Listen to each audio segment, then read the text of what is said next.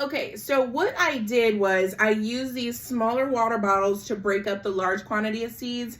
But when we have something like, take this cress, for example, when there's so many of them packed in there together, I don't really want to disrupt the roots. So I grabbed my bigger containers and we're going to go ahead and put the cress in the bigger containers. Now, because I use white napkins, which are usually bleached, it's not as healthy to put the napkin directly into the soil because it's not as biodegradable. It's going to take a lot longer time to break down that napkin in the soil. So I have to carefully lift each seedling and root sector out of the napkins and transplant them into the dirt.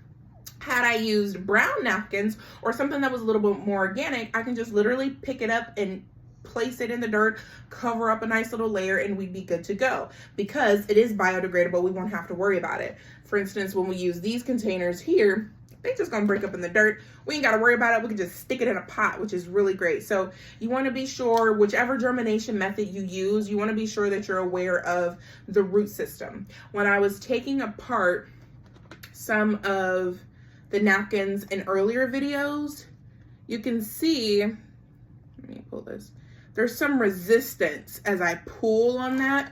Oh, baby done put her hand in the dirt, y'all. She trying to get down and busy. So I'm gonna take a break and I'm gonna go wash her hands. But what I was mentioning before is there's some resistance in there, which means you want to be very careful how you take those roots out of the napkins. And if it rips, it's perfectly fine, but you don't want to be a little too aggressive because they're still babies, they're still fragile, they're still gentle, and you want to be gentle with it. So have grace with yourself, have grace with the world around you and the process, and good luck on your journey.